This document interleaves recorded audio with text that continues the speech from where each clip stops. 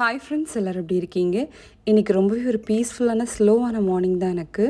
குழந்தைங்களுக்கு mid term break போயிட்டுருக்கு. So காலையிலே அறக்க பறக்க எழும்பி வேலை செய்யணும்னு இல்லை. இன்றைக்கி குழந்தைங்களுக்கு பிடிச்ச மாதிரியே ஏதாவது பிரேக்ஃபாஸ்ட் பண்ணலான்னு செஞ்சிட்ருக்கேன். இன்றைக்கி பார்த்தீங்கன்னா பெல்ஜியம் வேஃபிள்ஸ் தான் பண்ணியிருந்தேன். இது எப்படி பண்ணணும் பார்க்கலாம். ஒரு மிக்சிங் பவுலில் 2 கப் ஆல் பர்பஸ் ஃப்ளோர் மைதா எடுத்திருக்கேன்.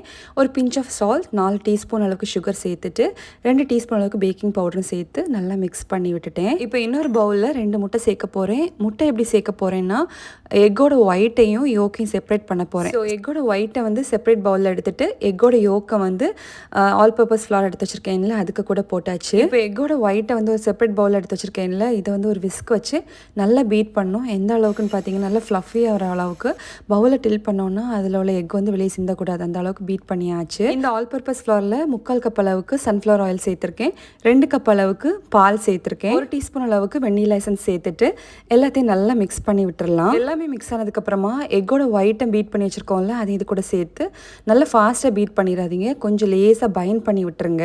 நான் பண்ணுறேன்ல இந்த மாதிரி. இப்போ பெல்ஜியம் வேஃபிள்ஸோட பேட்டர் ரெடி ஆகிடுச்சு. இப்போ வேஃபிள்ஸ் ரெடி பண்ணிடலாம். வேஃபிள் மேக்கரை ஆன் பண்ணி விட்டுட்டு கொஞ்சமாக பட்டர் எடுத்து அதில் நல்லா ஸ்ப்ரெட் பண்ணி விட்டுறலாம். அதுக்கப்புறமா ரெடி பண்ணி வச்சுருக்கோம்ல வேஃபிள் பேட்டர் அதை கொஞ்சம் கொஞ்சமாக ஸ்கூப்பில் எடுத்து இதுக்கு மேலே ஸ்ப்ரெட் பண்ணி விட்டுட்டு க்ளோஸ் பண்ணி வச்சுட்டு 3 to 4 மினிட்ஸ் கழிச்சு ஓப்பன் பண்ணி பார்த்தோன்னா சூப்பரான பெல்ஜியம் வேஃபிள்ஸ் ரெடி ஆயிரும். ஸோ பெல்ஜியம் வேஃபிள்ஸ் சாப்பிட்றதுக்காக பெல்ஜியம் வரைக்கும் போக வேண்டாம், வீட்டிலே செஞ்சு சாப்பிட்லாம். கண்டிப்பாக ட்ரை பண்ணி பாருங்கள்.